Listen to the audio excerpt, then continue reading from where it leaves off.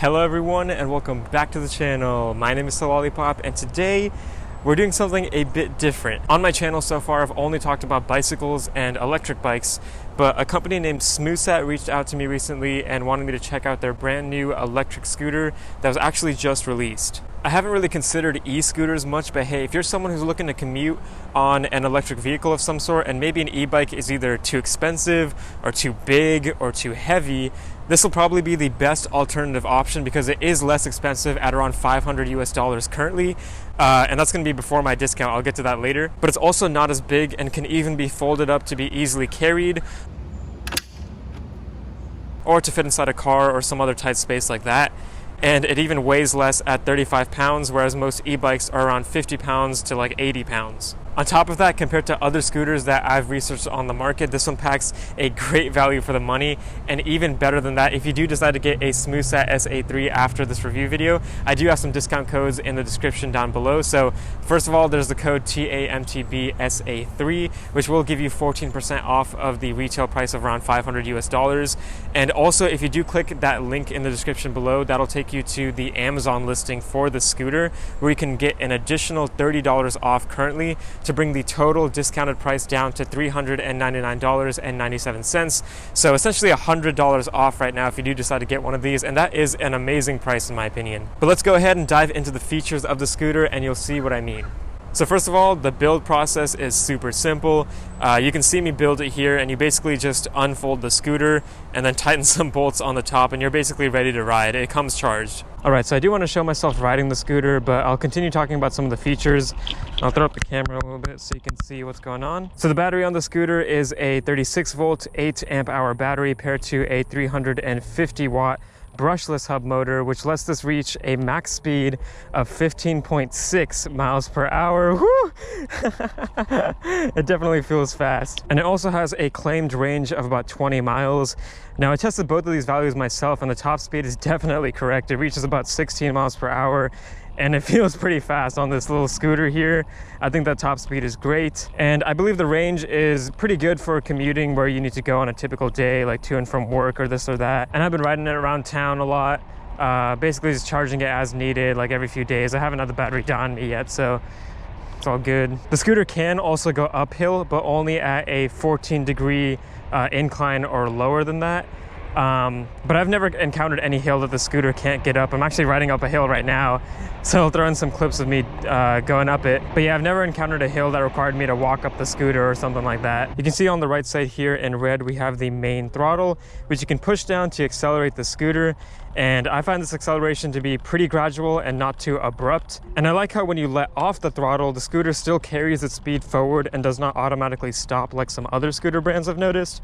That just allows for a faster, smoother, and more efficient ride overall, which I love. And also on the left side here, we also have the brake. There's only one brake here. It's a mechanical drum brake, which stops the front wheel. I can show you how that operates right now.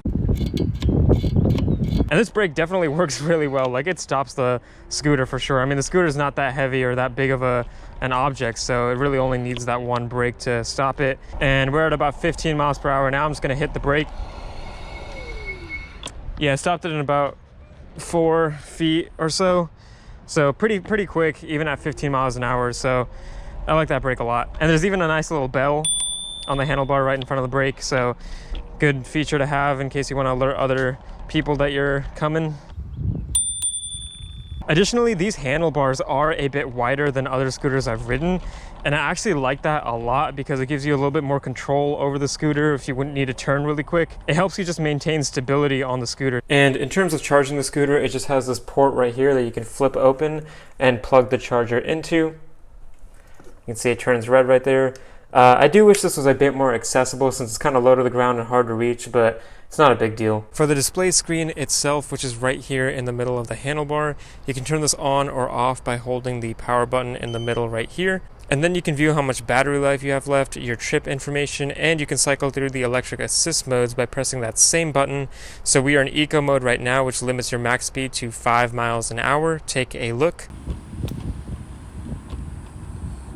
And then we can go to D to limit your max speed to 10 miles an hour. And then finally S to reach the maximum 15.6 miles an hour. And while we're here, you can also double click this button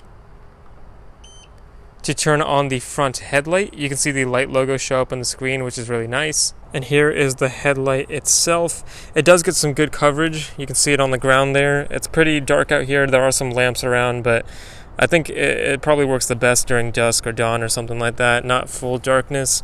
You might need something a little bit more bright if you want to ride in the dead of night or something, but it does also have a rear tail light back there. So for an integrated light on a scooter, it's not too bad. Now, this scooter does weigh more than some other options out there at around 35 pounds, but I have definitely seen some more expensive scooters that are much heavier. I do think this weight provides a more heavy-duty feel to the scooter, which I actually prefer. And I'll mention here that I also let my cousin ride this scooter because she owns an e-scooter herself, and I really wanted to hear her thoughts on this one compared to hers. We actually even raced our two scooters around a track, and the SmooSat always won. Okay, so my scooter sucks, apparently. But yeah, she definitely liked the SA3 more, but hear it from her.